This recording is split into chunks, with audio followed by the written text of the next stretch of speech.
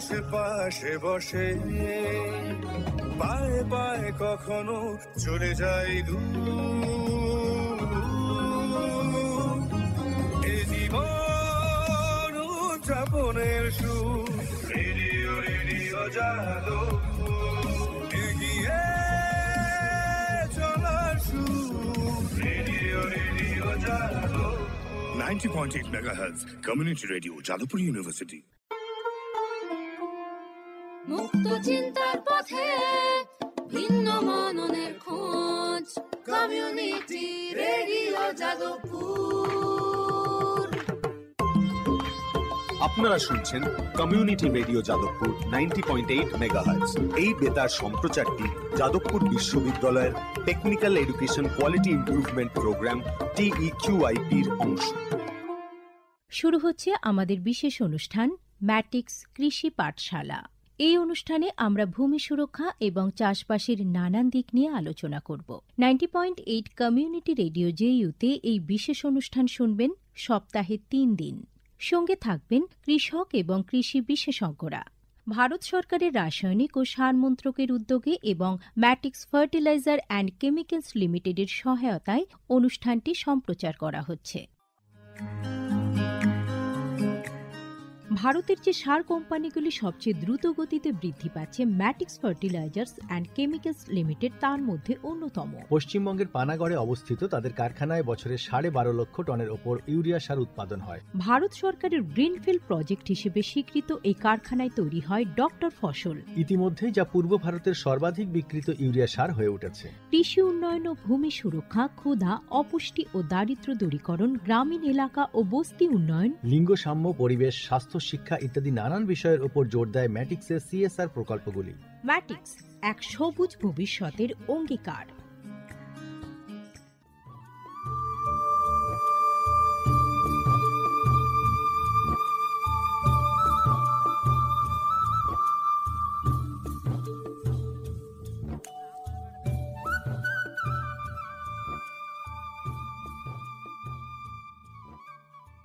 ম্যাটিক্স কৃষি পাঠশালার আজকের পর্ব আমরা শুরু করছি। আজকের পর্বের বিষয় গ্রীষ্মকালীন মুগ চাষ। এ বিষয়ে আলোচনা করার জন্য আমাদের সঙ্গে উপস্থিত আছেন ডক্টর সুভাষ আদক, নরেন্দ্রপুর রামকৃষ্ণ মিশনের কৃষি প্রশিক্ষণ কেন্দ্রের কৃষি প্রশিক্ষক। আপনাকে স্বাগত জানাচ্ছি আমাদের আজকের এই অনুষ্ঠানে। নমস্কার। নমস্কার।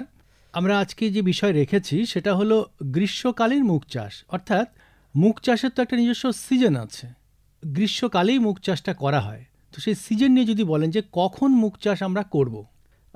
গ্রীষ্মকালে মুগ চাষটি সাধারণত এপ্রিল মাস থেকে মে মাসের 15 তারিখের মধ্যেই এই বীজটা বপন করতে হবে। এটি একটি সিজন নির্ভর একটি ডাল জাতীয় শস্য। আমাদের পশ্চিমবঙ্গে মূলত তৈলবীজ এবং আলু চাষের পর এই মুগ চাষের প্রাধান্য দেওয়া হয়। এই কারণে এটি গ্রীষ্মকালেই এই মুগ উষ্ণ আর্দ্রতা জলবায়ুতে ভালো জন্মায় এবং এই মুগটিকে বলা হয় কঠিনতম ডাল জাতীয় শস্য। এরা প্রাকৃতিক প্রতিকূলতার মধ্য দিয়েও উষ্ণ তাপে অল্প জলে গ্রীষ্মকালে চাষাবাদ করা সম্ভব। তো আমাদের পশ্চিমবঙ্গে কি নানান জায়গায় এই মুগ চাষ করা যায়? মানে কোন ধরনের মাটিতে এই মুগ চাষটা ভালো হয়? এই মুগ চাষের যে কোনো মাটিতেই ভালো হয়, তবে যেখানে বেলে দোআঁশ মাটি, উত্তম জল নিকাশি ব্যবস্থাযুক্ত সমতল ভূমিতে এই মুগ চাষ করা সম্ভব। তবে পশ্চিমবঙ্গে সব জলবায়ুতে কিন্তু মুগ চাষ করা যাবে। আচ্ছা, তো আপনি বললেন যে আলু তোলার পরে বা তৈলবীজ তোলার পরে, মানে সেখানে আপনার তিল বা সর্ষে এই সমস্ত কথাগুলোই বললেন, তো এগুলোর পরে সর্ষে এবং আলুর পরে এই মুগ চাষ করা হয় আর কি। তো মুগ চাষের জন্য কৃষক বন্ধুরা মাটি কিভাবে তৈরি করবেন, প্রস্তুত করবেন? এই মুগ চাষটি করতে গেলে জমির মাটিকে উত্তমভাবে কর্ষণ করতে হবে এবং তাতে কোনো রকম আগাছা না থাকে এবং সমতল করে নিতে হবে। আচ্ছা, এবার এই সমতল করার পর এই বীজ বপনের কাজটি শুরু করতে হয়। এই মাটি যখন প্রস্তুত করা হয় তখন আমরা প্রয়োজনীয় সার আমরা প্রয়োগ করে নিয়ে মাটিটিকে উপযুক্ত বীজ বপন করার জন্য প্রস্তুত করে নিতে হবে। জল দেওয়ার ব্যাপারটা? যখন এই মাটিতে আমরা যখন কর্ষণ করে নিচ্ছি তখন আর্দ্র মাটি হতে হবে, হুম যেখানে অবস্থায় মাটি থাকা উচিত, হুম অর্থাৎ মাটির মধ্যে 20 থেকে 24% আর্দ্রতা থাকলে সেই মাটিকে চাষ করে চষে দিয়ে হুম এই বীজ বপন করা যেতে পারে। আচ্ছা, তো আমরা এর যে বীজটা বপন করব সরাসরি কি আমরা মাটিতেই মানে মাঠেই বীজ বপন করব, না আলাদা করে বীজতলা করতে হয়? না, এটি সরাসরি মূল জমিতে বীজ বপন করতে হবে। এর কোনো বীজতলা অন্যান্য সবজির ক্ষেত্রে বা ধানের ক্ষেত্রে বীজতলার প্রয়োজন নয়। এটি কিন্তু সরাসরি মূল জমিতে বীজকে বপন করতেই হবে। তো সেই বীজ বোনার সময়টা যদি একটু বলেন। বীজ বপন করার সময় আমরা এই গ্রীষ্মকালীন যে হুম মুগ চাষ, হুম এপ্রিল মাস, পুরো এপ্রিল মাসটাই বীজ বপনের পক্ষে উপযুক্ত। হুম। মে মাসের প্রথম ও দ্বিতীয় সপ্তাহ বীজ বপন করা যেতে পারে। আচ্ছা। বীজ বপন করার আগে মাটিকে আর্দ্র অবস্থায় থাকতে হবে। হুম 20 থেকে 24% আর্দ্রতা থাকলে বীজকে ভিজিয়ে অনেক সময় অঙ্কুরোদ্গম করে জমিতে বপন করতে হবে। আচ্ছা, কতক্ষণ ভিজিয়ে রাখা হবে? আমরা বলি বীজকে 8 থেকে 12 ঘন্টা ভিজিয়ে রাখলেই বীজের নমনীয় হয়ে যায় এবং সেটি সহজে অঙ্কুরোদ্গমের উপযুক্ত হয়। সেটি যখন বপন করা হয় তারপর অঙ্কুরোদ্গম হতে তার সুবিধে হয়। আচ্ছা, এই যে 8 থেকে 12 ঘন্টা বলছেন বীজটা ভিজিয়ে রাখা হবে, সেটা কি সম্পূর্ণ জলের মধ্যে না কিছু জল দিয়ে আর কি ভেজাতে না, হবে? জলের মধ্যে ভিজিয়ে রাখতে হবে। আচ্ছা আচ্ছা। সম্পূর্ণ জলের মধ্যে ভিজিয়ে রাখতে হবে। তবে বেশিক্ষণ ভিজিয়ে রাখলে, এই নির্দিষ্ট সময়ের বাইরে চলে গেলে হুম তাহলে বীজের ক্ষতি হতে পারে, বীজ নষ্ট হয়ে যাবে। এর জন্য 8 থেকে 10 ঘন্টার মধ্যে বীজটি ভিজানোর পরই বীজটিকে জল থেকে সরিয়ে আনতে হবে, তারপর বপন করতে হবে। তো মুগ ডালের যে বীজ, সেটাও তো মুগ ডাল, অর্থাৎ খুব ক্ষুদ্র ক্ষুদ্র ছোট ছোট আর কি। তো এটা ছড়ানোর জন্য বা এটা বীজ হিসেবে ছড়ানোর জন্য কি কিছু ব্যবস্থা গ্রহণ করতে হবে চাষি বন্ধুকে? চাষি বন্ধুদের বিশেষ করে ব্যবস্থা বলতে এটি অন্তত অন্যান্য বীজের থেকে, সর্ষে বা তিলের থেকে আকারে অনেক বড়। হুম তাই আমরা হাতে ছিটিয়ে বীজটি বপন করি। বপন করার পর আমরা বলি, অন্যান্য ক্ষেত্রে আমরা কিছু দিয়ে সমতল করে দেয় বলি, এখানে কিন্তু মই বা ভারী কিছু দিয়ে জমিতে যদি টেনে দেওয়া যায় তাহলে মাটির কিছুটা অংশ 1 ইঞ্চি থেকে 2 ইঞ্চি 1 ইঞ্চি 2 ইঞ্চির মধ্যে বীজটা স্থাপন হয়ে যায়। হুম তাহলে সহজে অঙ্কুরোদ্গম হতে সুবিধা হবে, কারণ আর্দ্রতাটা ঠিক মাটির সঙ্গে থাকবে এবং বীজটা সহজে অঙ্কুরোদ্গম হতে সাহায্য করবে। মানে আমরা বীজটা যখন মাটির উপরে ছড়িয়ে দিলাম, দেওয়ার পরে আবার একটা মাটির আস্তরণ ওর উপর দিয়ে চলে যাবে নাকি? হ্যাঁ, মই দিয়ে টেনে দিতে হবে, কিছু ভারী জিনিস দিয়ে টেনে দিতে হবে যাতে মাটি ওর মধ্যে বীজের উপর চাপ চলে পড়ে আসে। যায়। আচ্ছা। আর যদি উন্মুক্ত থাকে, এক আর্দ্রতা পাবে না, শুকিয়ে যাবে, বীজটি অঙ্কুরিত হবে না। দ্বিতীয় কারণ হচ্ছে পক্ষী যারা রয়েছে তারা এই বীজটিকে খেয়ে ফেলবে। সেই কারণেই বীজটিকে বপন করার পরই কিছু ভারী জিনিস দিয়ে, মই বা কলা গাছের দিয়ে অবশেষ দিয়ে টেনে যদি দেওয়া হয় তাহলে মাটি ওই বীজের মধ্যে আচ্ছাদন আকারে থাকবে, বীজটি শুকিয়ে যাবে না এবং পাখিতে বীজটা খেয়েও নেবে না। তো কোন কোন জাতের বীজ আমরা সাধারণত ব্যবহার করে থাকি এই ক্ষেত্রে? আমাদের পশ্চিমবঙ্গে যে জলবায়ু, সেখানে বেশ কয়েকটি উপযুক্ত জাত রয়েছে হুম এই মুগ চাষের। সেটি হলো সোনালি, পান্না, T44, T51, এই জাতগুলো পশ্চিমবঙ্গে ব্যাপকভাবে চাষাবাদ করা হয়। আচ্ছা আচ্ছা। অন্যান্য বীজের ক্ষেত্রে আমরা যেটা শুনেছি যে বীজবাহিত কিছু রোগ থেকে থাকে, তাই বীজ শোধন করতে হয়। এই ক্ষেত্রেও কি সেরকম কোনো ব্যাপার আছে? হ্যাঁ, এক্ষেত্রে বীজবাহিত রোগ রয়েছে, বিশেষ করে ভাইরাস ঘটিত রোগ। হুম এটি ইয়েলো মোজাইক ভাইরাস হয়। আচ্ছা। সেই ভাইরাসের হাত থেকে রক্ষা পেতে গেলে বীজকে শোধন করতে হয়। বীজকে আমরা সাধারণত বলি কার্বানডাজিম দিয়ে 1 কেজি বীজে 3 গ্রাম কার্বানডাজিম পাউডার দিয়ে শোধন করলে এই রোগের প্রকোপ থেকে রক্ষা পাওয়া যায়। যখন বীজটি আমরা ভেজাচ্ছি হুম তখনই এই 3 গ্রাম প্রতি লিটার জলে গুলে সেখানে বীজটি কিছুক্ষণ যদি আমরা নিমজ্জিত করি হুম তাহলে এই রোগ, বীজবাহিত রোগের হাত থেকে বীজকে শোধন করে রক্ষা করা যেতে পারে। আচ্ছা আচ্ছা। একটা কথা একটু আমরা পেছনে ফিরে যাচ্ছি, সেটা হলো যে আলু চাষের পর ধরুন আমরা এই সময়ে মুগ চাষ করব আর কি। তো আলু তোলার সময়, আলু হারভেস্টিংয়ের কারণে মাটি তো খোঁড়া থাকে, তো সেটা কি এই মুগ চাষের ক্ষেত্রে কিছুটা সাহায্য করে? মাটি খোঁড়া থাকলে সুবিধা কি, আমাদের আর কোনো চষার প্রয়োজন হচ্ছে না। হুম সেখানে জমিটিকে হালকা সমতল করে নিয়ে বীজটি বপন করলেই হবে। যদি উপযুক্ত আর্দ্রতা থাকে তাহলে সরাসরি জমিতে বীজ বপন করে দিলে আর মাটিকে চষার প্রয়োজন হচ্ছে না। তো এই যে গ্রীষ্মকালীন মুগ চাষ, এটা কত দিনের ফসল? এটি 110 থেকে 120 দিনের ফসল। আচ্ছা। এবং এটিতে বারবার ফসল তোলা হয়। তো এই যে 110 থেকে 120 দিনের ফসল আপনি বলছেন, তো আমরা যখন এপ্রিল মে মাসে এর চারা তৈরি করলাম বা বীজ বপন করলাম, তো তারপরে জলসেচটা আমরা কখন করব?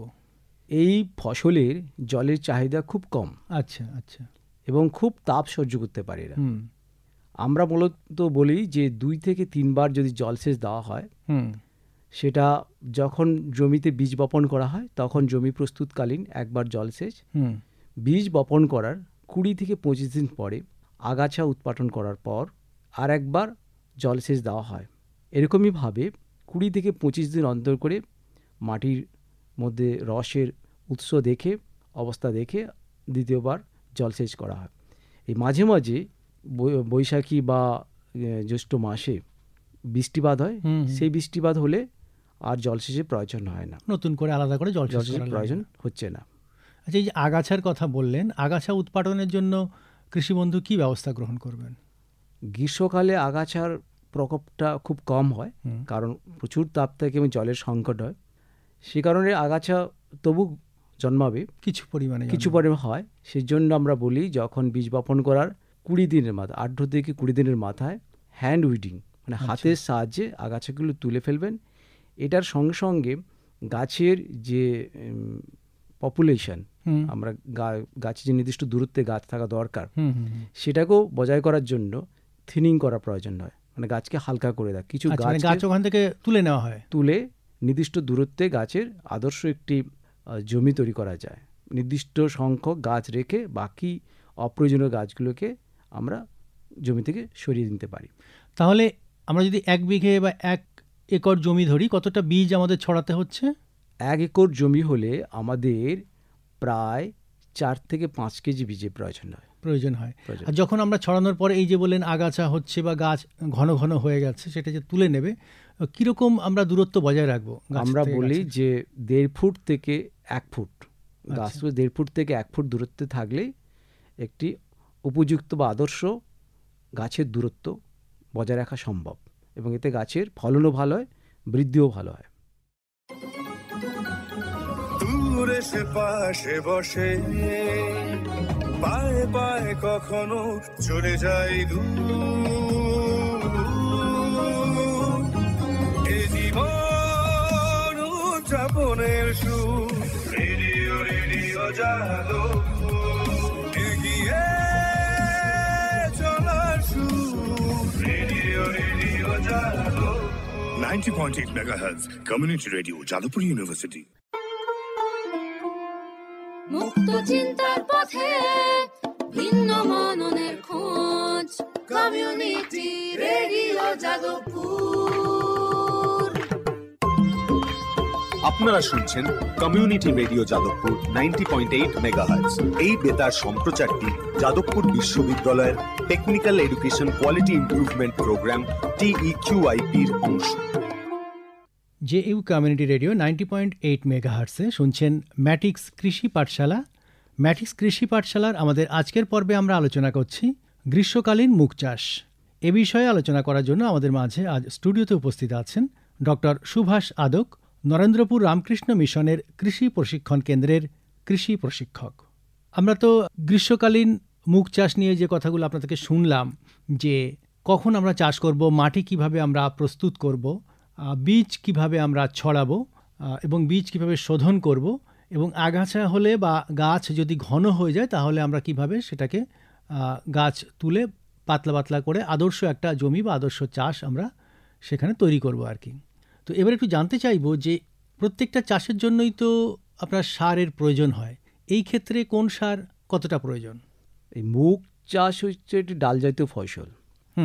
এখানে নিজেরা এরা প্রাকৃতিক উপায়ে এদের মূলে রাইজোবিয়াম ব্যাকটেরিয়া অবস্থান করে, এরা বায়বীয় নাইট্রোজেনটিকে সারিবৃত্ত গাছে লাগাতে পারে। প্রাথমিক অবস্থায় এদের সামান্য পরিমাণে নাইট্রোজেন প্রয়োজন হয়। আমরা বলি একর প্রতি 12 থেকে 15 কেজি নাইট্রোজেন জমিতে প্রয়োগ করতে হবে, সেটা কি স্টার্টার ডোজ হিসেবে ছড়িয়ে দিয়ে। আচ্ছা আচ্ছা। বীজ বপন করার 5 থেকে 7 দিনের পর যখন সবে চারা গাছ বেরোবে তখন এই সারটি প্রয়োগ করতে হবে।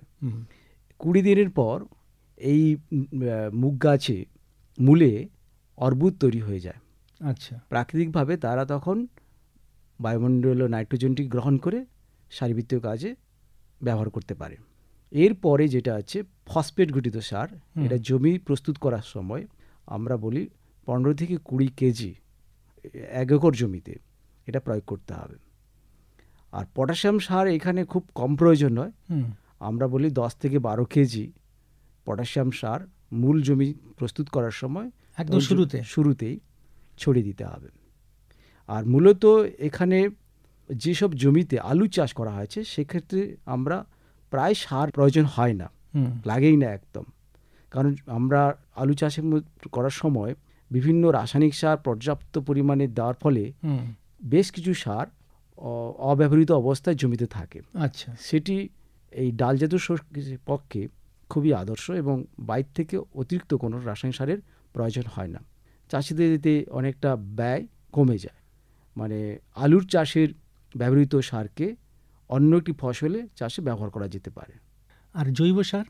জৈব সার এখানে আমরা বলি যে মাটির গুণগত মান বজায় রাখার জন্য যে কোনো ফসল চাষ করতে গেলে আমরা বলি একর প্রতি 3 টন জৈব সার ব্যবহার করতে হবে। আচ্ছা। এটা ডাল জাতীয় শস্য হলেও অন্যান্য ফসল ক্ষেত্রে জৈব সার ব্যবহার করতে। জৈব সার মাটির গুণগত মানকে বজায় রাখে। এটা জমি তৈরি করার সময় এই জৈব সারটি মাটিতে প্রয়োগ করে নিতে হবে। আমরা যেটা শুনে থাকি আর কি, যে ডাল জাতীয় শস্য চাষ করলে মাটির স্বাস্থ্য ভালো হয়, তো এই ক্ষেত্রেও কি সেটা হয়? অবশ্যই। সেটা যদি একটু ছোট করে বলেন। ডাল জাতীয় ফসলের মূলে একটি উপকারী মিথজীবী ব্যাকটেরিয়া অবস্থান করে। আচ্ছা। Rhizobium bacteria. এই রাইজোবিয়াম বায়বীয় নাইট্রোজেনকে মাটিতে বিভিন্ন যৌগ, নাইট্রোজেন ঘটিত যৌগতে রূপান্তরিত করতে পারে। বায়বীয় নাইট্রোজেনের মধ্যে কেবলমাত্র নাইট্রোজেন থাকে, N2 যেটা বলি। কিন্তু উদ্ভিদ এই বায়বীয় নাইট্রোজেন কখনোই গ্রহণ করতে পারে না। উদ্ভিদ গ্রহণ করে NH4 অর্থাৎ অ্যামোনিয়াম বা নাইট্রেট NO3 এই রূপে উদ্ভিদ গ্রহণ করতে পারে। এই রাইজোবিয়াম ব্যাকটেরিয়া তারাই বায়বীয় নাইট্রোজেনকে নাইট্রোজেনে পরিণত করতে পারে। আচ্ছা। এবং সেটা মাটিতে মিশিয়ে যায়। এইভাবে একটি ফসলে, ডাল জাতীয় ফসল চাষ করার ফলে বছরে 1 হেক্টর জমিতে 30 থেকে 40 কেজি নাইট্রোজেন মিশে মাটির সঙ্গে, এবং এইভাবে মাটিতে উর্বরতা বৃদ্ধি করে। এর জন্য পরম্পরা কৃষি ব্যবস্থার যদি আমরা মাটিকে ভালো রাখতে চাই, শস্য পর্যায়ের মধ্যে ডাল জাতীয় শস্যকে অবশ্যই অন্তর্ভুক্ত করতে হবে। প্রতি বছরই সুযোগ যখন থাকবে, যেখানে শীতকালে কিছু ডাল জাতীয় হয়, গ্রীষ্মকালে ডাল জাতীয় কিছু ফসল হয়, যে কোনো একটি ফসলকে সারা বছরের শস্য পর্যায়ের মধ্যে অন্তর্ভুক্তি ঘটালেই মাটির স্বাস্থ্য ভালো থাকবে এবং বাইরে থেকে রাসায়নিক সারের প্রয়োগ করার প্রবণতা এবং পরিমাণ অনেকটাই কমে যাবে। মাটির স্বাস্থ্য যেমন ভালো থাকবে, পাশাপাশি কৃষকেরও সাশ্রয় হবে এই ক্ষেত্রে নিশ্চয়ই, যেহেতু সার কম লাগছে। আচ্ছা, প্রত্যেকটা চাষের ক্ষেত্রেই আমরা দেখেছি যে কিছু রোগ পোকার আক্রমণ হয়, তো এই ক্ষেত্রে কি রোগ পোকার আক্রমণ হয়ে থাকে? হ্যাঁ, গ্রীষ্মকালীন মুগ চাষে রোগ পোকার আক্রমণ তো রয়েছে। বিশেষ করে একটানা গ্রীষ্মকাল থাকলে রোগ পোকার প্রবণতা খুব কম হয়। যদি মাঝে মাঝে আর্দ্রতা বেড়ে যায়, বৃষ্টিপাত হয়, তাহলে এই তাপ এবং আর্দ্রতার সংমিশ্রণ ফলে বিভিন্ন পোকার ডিম পাড়া প্রবণতা বাড়ে এবং তার উপদ্রব কৃষিতেও পড়ে। বিশেষ করে যে পোকাগুলো সবচেয়ে ক্ষতিকারক, হ্যারি ক্যাটারপিলার বলে একটি রয়েছে, শুঁয়োপোকা, লোমস শুঁয়োপোকা। এরা পাতা খেয়ে ফেলে, প্রচুর পরিমাণ পাতা খেয়ে ফেলে। এটা একটি লার্ভা, মথের লার্ভা। তো এটা নিয়ন্ত্রণ করতে হয়। জৈব পদ্ধতি রয়েছে। অ্যাজাডিরেক্টিন 10,000 ppm এর আমরা যদি 2 ml পার লিটার জলে স্প্রে করি, তাহলে এই পোকাটাকে নিয়ন্ত্রণ করা যায়। কিছু রাসায়নিক উপাদান রয়েছে, যেমন ফিপ্রোনিল বা আপনার ক্লোরোপাইরিফস, প্রোফানোফস, এগুলো 1.5 ml প্রতি লিটার জলে এগুলো স্প্রে করলে এই পোকার হাত থেকে আমরা রক্ষা পাই।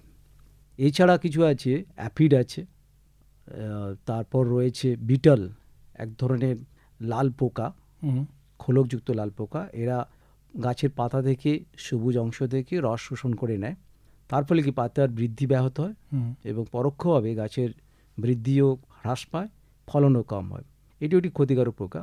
এটা কি আমরা অনেক সময় অ্যাসিটামিপ্রিড, তারপর অ্যাসিফেট এই জাতীয় কীটনাশক ঔষধ স্প্রে করে আমরা এদেরকে দমন করি।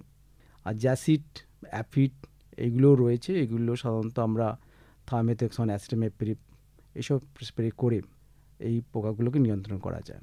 এগুলো হচ্ছে পোকা, এগুলো হচ্ছে ইনসেক্ট যারা। তো এই পোকার ক্ষেত্রে কি ফাঁদ বা আলোক ফাঁদ বা এরকম প্রাকৃতিক কিছু কি উপায় এখানে গ্রহণ করা যেতে পারে? ফাঁদ, আলোক ফাঁদ যেগুলো করে, যেমন বিয়ারি ক্যাটারপিলার যেটা, হুম, সেইগুলো তার যে মথ, সেই মথগুলো ফোরাম্যান ট্র্যাপ বা লাইট ট্র্যাপের মধ্যে করা যেতে পারে। কিন্তু গ্রীষ্মকালীন সমস্যা হচ্ছে কি, আলোক ফাঁদ রাতের বেলায় করতে হয়, যেখানে পর্যাপ্ত বৈদ্যুতিক সংযোগ না থাকলে সেটা খুব অসুবিধা হয়। আর এমনি ফেরোমন ট্র্যাপ, মানে ফেরোমন হরমোন ট্র্যাপ, সেটা ব্যবহার করে একটা নিয়ন্ত্রণ করা যায়। বন্ধু পোকা দিয়ে? বন্ধু পোকা দিয়ে করা যেতে পারে, কিন্তু এখানে যে বিয়ারি ক্যাটারপিলার সে অনেক বড় পোকা, আচ্ছা, একে সহজে বন্ধু পোকা দিয়ে নিয়ন্ত্রণ করা খুব মুশকিল। এবং আচ্ছা। এর লোমশ থাকার জন্য একে কোনো বন্ধু পোকা, লেডিবার্ড, বিটল এই জাতীয় পোকা একে আক্রমণ করতে পারে না। আচ্ছা, অন্যান্য লেদা পোকাগুলোকে ফ্রুট বাহিত ফলের মধ্যে যে বীজ হুম। লেদা পোকা থাকে, যেগুলো লোমশবিহীন, সেগুলো সহজে আক্রমণ করে তাদেরকে মেরে ফেলতে পারে, খাদ্য হিসেবে ব্যবহার করতে পারে। তো এই পোকার আক্রমণ ছাড়া আর কি কোনো রোগ হতে পারে? হ্যাঁ, এতে রোগ রয়েছে। রোগ যেটা রয়েছে, ভাইরাস ঘটিত রোগ হয়, ইয়েলো মোজাইক ভাইরাস। এটা এই মুগ গাছে পাতাগুলো হলদে হয়ে যায়। হুম, এটি একটি বীজবাহিত এবং এটা ভাইরাস ঘটিত। অনেক সময় বাহক রয়েছে যেগুলো অ্যাফিড বাহক, তারা এই রোগটাকে এক গাছ থেকে অন্য গাছে ছড়িয়ে দেয়। আচ্ছা, এই বাহককে নিয়ন্ত্রণ করতে হবে। আর বীজ বাহিত রোগ হয়, বীজ শোধন করা অত্যাবশ্যক, না হলে এই রোগটি ছড়াতে থাকবে। হুম, আরেকটি হচ্ছে বিশুদ্ধ এবং এই রোগ সহনশীল কিছু জাত রয়েছে, সেগুলোতে ব্যবহার করলে এবং বীজের আদর্শ বীজ যেগুলো, গুড কোয়ালিটি সিড যেগুলো বলি, সেই ভালো বীজ ব্যবহার করলে এই রোগের প্রবণতা অনেকটা হ্রাস পায়। আমরা যদি বাহককে নিয়ন্ত্রণ করতে পারি, যেমন অ্যাসিটামিপ্রিড, থার্মেথক্সন, ফিপ্রোনিল এই সকল ঔষধ প্রয়োগ করে তার যে বাহক পোকা যারা, তাদেরকে যদি মেরে ফেলি, তাহলে সংক্রান্ত গাছ থেকে সুস্থ গাছে সহজে আক্রান্ত হবে না। আর যেখানে সংক্রান্ত গাছ হয়েছে, সেই গাছটিকে আক্রান্ত হওয়ার সঙ্গে সঙ্গে যখন আমরা লক্ষ্য নজরে আসছে, সেই গাছটিকে জমি থেকে তুলে নিয়ে অন্যত্র গিয়ে পুড়িয়ে ফেলতে হবে। ওই গাছটাকেই পুড়িয়ে ফেলতে হবে? গাছটাকে পুড়িয়ে ফেলতে হবে, কারণ এটা ভাইরাস ঘটিত রোগ। এটা যেখানেই ছড়াবে সেখানে সেই গাছে আক্রান্ত হবে। এইভাবে করে এই রোগটিকে নিয়ন্ত্রণ করা যায়। আরেকটি রোগ আছে, যেমন চারকোল রট, স্টেম রট, গোড়ায় পচা হয়, পাতায় পচে যায়। এইগুলো আমরা বলি কার্বনডাজিম জাতীয় ঔষধ দিয়ে স্প্রে করলে এই রোগ থেকে মুক্তি পাওয়া যাবে। আচ্ছা, তো বললেন তো যে 110 থেকে 120 দিনের ফসল আর কি, তো ফসল আমরা ঠিক কোন সময় তুলব? মুগ গাছের ফসল তোলার একটি খুব আনন্দদায়ক বিষয়, কারণ মুগ গাছের ফসল কিন্তু একসময় পাকে না, মানে ধানের মতো না? ধানের মতো না। আচ্ছা, 70 থেকে 80 দিনের মাথায় ফুল এসে যাবে, 60 থেকে 70 মধ্যে ফুল এসে যাবে এবং ফলও পরিপক্ক অবস্থায় চলে আসবে। 50 দিন থেকে শুরু করে ফুল হতে হতে 70-80 দিনে একবার পাকতে শুরু করে যাবে, শুটিটা পাকে। হুম, শুটি পেকে গেলে শুটিকে তুলে নিতে হবে। কিভাবে তুলবে? হাতে তুলতে হবে, আচ্ছা। হাতের সাহায্যে শুটিগুলো তুলে নিতে হবে। হুম, এবার শুটি পেকে যাচ্ছে, আবার নতুন ফুল আসছে, আচ্ছা, মানে এটা অনবরত হতে থাকে। আচ্ছা, আচ্ছা, মানে ওই 50 থেকে 100 দিন? 100 দিনের মধ্যে ফুল হচ্ছে, ফল পাকছে, তুলে নেওয়া হচ্ছে, ফুল হচ্ছে, ফল পাকছে, তুলে নেওয়া হচ্ছে। এটা কতদিন অন্তর অন্তর ফলটাকে তুলতে হবে? এটা প্রায় 14 থেকে 15 দিন অন্তর করে ফল কিন্তু পাকতে শুরু করে। আচ্ছা, ফুল আসতে থেকে 14 থেকে 15 দিন ফল আসে। হুম। কিছু কাঁচা থাকে, কিছু পেকে যায়, পেকে যেগুলো তুলে নিতে হবে, যেগুলো কাঁচা অবস্থায় সেগুলো রেখে দিলাম। আবার 10-12 দিন 15 দিন পরে ফল পেকে যাবে, সেগুলো তুলে নিতে হবে কন্টিনিউয়াস। মানে আমরা দেখেছি যে মুগ চাষের জমিতে অন্তত 4 থেকে 5 বার ফসল তুলতে যেতে হয়। আচ্ছা, তাহলে আমরা এইভাবে ফসলটাকে তুলবো আর কি। তো ফসল তোলার পরে তো গাছ কিছু থেকে যাবে, সেই গাছটা আমরা কি করব?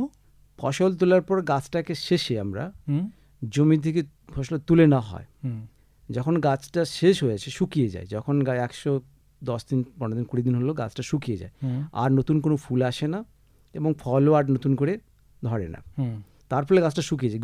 শুকিয়ে গেলে আমরা গাছটাকে তুলে আনি, হুম তুলে এনে সেটাগুলোকে কোথাও জ্বালানি হিসেবে ব্যবহার করা হয়, তাছাড়া এমনিতে অন্য কোনো ব্যবহার করা যায় না।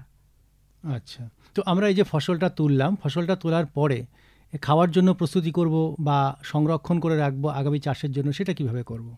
এটা তো শুটির মধ্যে থাকে, হুম শুটিটা বাড়িতে নিয়ে এসে আবার রোদে শুকোতে হয়, শুকিয়ে এগুলো কোনো ভারী কিছু দিয়ে মুগুর জাতীয় দিয়ে আঘাত করে হুম এই শুটি থেকে বীজগুলোকে বের করে নিতে হয়। হুম এটা বের করে নেওয়ার পর বীজগুলো একদিকে হয়ে গেলো আর খোসাগুলো আদিকে, হুম। এই খোসাগুলো কিন্তু গবাদি পশু খাওয়ার হিসেবে ব্যবহার করা যায়, আচ্ছা আচ্ছা জ্বালানি হিসেবে তো ব্যবহার করা যায় এবং গবাদি পশু খায়। হুম হুম হুম এইবার এই যে বীজটা এলো, এই বীজটিকে ভালোভাবে রোদে শুকিয়ে নিতে হবে, হুম 10 থেকে 12% আর্দ্রতা অবস্থায় রাখতে হবে, শুকিয়ে আমরা কোনো বস্তার মধ্যে এগুলোকে সংরক্ষণ করা যেতে পারে। আচ্ছা, তো এটা কেমন লাভজনক এবং এর চাহিদা কেমন, যদি একটু ছোট করে বলেন? ডাল জাতীয় শস্যের চাহিদা অনবরত রয়েছে। হুম এই মুগের মধ্যে 25 থেকে 26% প্রোটিন থাকে, আচ্ছা ভেষজ প্রোটিন। এটি যখন অঙ্কুরিত অবস্থায় খাওয়া যায়, রাইবোফ্লাভিন, নিয়াসিন এই ধরনের বিক্লম্পে জাতীয় ভিটামিন কিন্তু সমৃদ্ধ। আজকাল কিন্তু এই মুগ চাষে থেকে প্রাপ্ত যে মুগ, এটি বর্তমানে যে বাজারের চাহিদা বেশ ভালো, হুম বাজারের দামও বেশ ভালো। আমাদের পশ্চিমবঙ্গে এই ডাল জাতীয় শস্য উৎপাদনে অনেকটা পিছিয়ে থাকায় বিভিন্নভাবে উদ্যোগ নেওয়া হয়েছে। বিভিন্ন ফসলের বিকল্প ফসল হিসেবে এই ডাল জাতীয় চাষ করলে অনেক বেশি লাভবান হয়, আচ্ছা, জলের ব্যবহার কম হয়, মাটির উর্বরতা বৃদ্ধি পাচ্ছে এবং সার শস্য কীটনাশকেরও ব্যবহার কম হচ্ছে। আর একটা যে সময় এটি চাষ করায় সেই সময় কিন্তু অন্যান্য ফসল পক্ষে উপযুক্ত নয়, হুম। বেশ করে গ্রীষ্মকালে এবং ফিল্ড ক্রপের ক্ষেত্রে। এর জন্য এটি এই সময়টিকে যদি লক্ষ্য করে ডাল জাতীয় শস্য চাষ করে, বিশেষ করে মুগ, এই মুগটিকে সংরক্ষণ করাও সোজা, বাজারজাত করাও সোজা। এটা যখনই বাজারের চাহিদা অনুযায়ী, দাম অনুযায়ী একে মজুত করে রাখা যায়। অন্যান্য ফসলের ক্ষেত্রে মজুত করা খুব কঠিন, কিন্তু এটা মজুত করে রাখা যায় এবং সেটা বাজারের দাম অনুযায়ী বাজারজাত করা সম্ভব। এতে চাষিরা ভীষণভাবে লাভবান হয়। ম্যাটিক্স কৃষি পাঠশালার আজকের পর্ব আমরা এখানেই শেষ করব। আজকের পর্বের আমাদের বিষয় ছিল গ্রীষ্মকালীন মুগ চাষ, আর এ বিষয়ে এতক্ষণ আমাদের সঙ্গে আলোচনা করলেন ডক্টর সুভাষ আদক, নরেন্দ্রপুর রামকৃষ্ণ মিশনের কৃষি প্রশিক্ষণ কেন্দ্রের কৃষি প্রশিক্ষক। আপনাকে অনেক অনেক ধন্যবাদ। ধন্যবাদ। এতক্ষণ শুনলেন আমাদের বিশেষ অনুষ্ঠান ম্যাটিক্স কৃষি পাঠশালা। ভারত সরকারের রাসায়নিক ও সার মন্ত্রকের উদ্যোগে এবং ম্যাটিক্স ফার্টিলাইজার অ্যান্ড কেমিক্যালস লিমিটেডের সহায়তায় অনুষ্ঠানটি সম্প্রচার করা হলো। কেমন লাগলো এই অনুষ্ঠান আমাদের জানাতে পারেন 033245722620 নম্বরে। আপনারা আমাদের মেলও করতে পারেন radio.ju@gmail.com এ। আমাদের ইউটিউব চ্যানেল রেডিও জেইউ, এখানেও আপনারা এই বিশেষ অনুষ্ঠানটি শুনতে পারেন। আর আমাদের ইনস্টাগ্রাম আইডি radio_JU আপনারা ফলো করতে পারেন। আজকের মতো ম্যাটিক্স কৃষি পাঠশালা এ পর্যন্তই। শুনতে থাকুন কমিউনিটি রেডিও জেইউ 90.8 মেগাহার্টজে। ভারতের যে সার কোম্পানিগুলি সবচেয়ে দ্রুত গতিতে বৃদ্ধি পাচ্ছে ম্যাটিক্স ফার্টিলাইজার্স অ্যান্ড কেমিক্যালস লিমিটেড তার মধ্যে অন্যতম। পশ্চিমবঙ্গের পানাগড়ে অবস্থিত তাদের কারখানায় বছরে 12.5 লক্ষ টনের ওপর ইউরিয়া সার উৎপাদন হয়। ভারত সরকারের গ্রিনফিল্ড প্রজেক্ট হিসেবে স্বীকৃত এই কারখানায় তৈরি হয় ডক্টর ফসল। ইতিমধ্যেই যা পূর্ব ভারতের সর্বাধিক বিক্রিত ইউরিয়া সার হয়ে উঠেছে। কৃষি উন্নয়ন ও ভূমি সুরক্ষা, ক্ষুধা, অপুষ্টি ও দারিদ্র্য দূরীকরণ, গ্রামীণ এলাকা ও বস্তি উন্নয়ন, লিঙ্গ সাম্য, পরিবেশ, স্বাস্থ্য, শিক্ষা ইত্যাদি নানান বিষয়ের উপর জোর দেয় ম্যাটিক্সের সিএসআর প্রকল্পগুলি। ম্যাটিক্স এক সবুজ ভবিষ্যতের অঙ্গীকার। মুক্ত চিন্তার পথে ভিন্ন মননের খোঁজ, কমিউনিটি রেডিও যাদবপুর। আপনারা শুনছেন কমিউনিটি রেডিও যাদবপুর 90.8 মেগাহার্টজ। এই বেতার সম্প্রচারটি যাদবপুর বিশ্ববিদ্যালয়ের technical education quality improvement program TEQIP-র অংশ। দূরে আশেপাশে বসে পায়ে পায়ে কখনো চলে যাই দূর এ জীবন উদযাপনের সুর রেডিও রেডিও যাদবপুর এগিয়ে চলার সুর radio radio Jadavpur 90.8 megahertz community radio Jadavpur University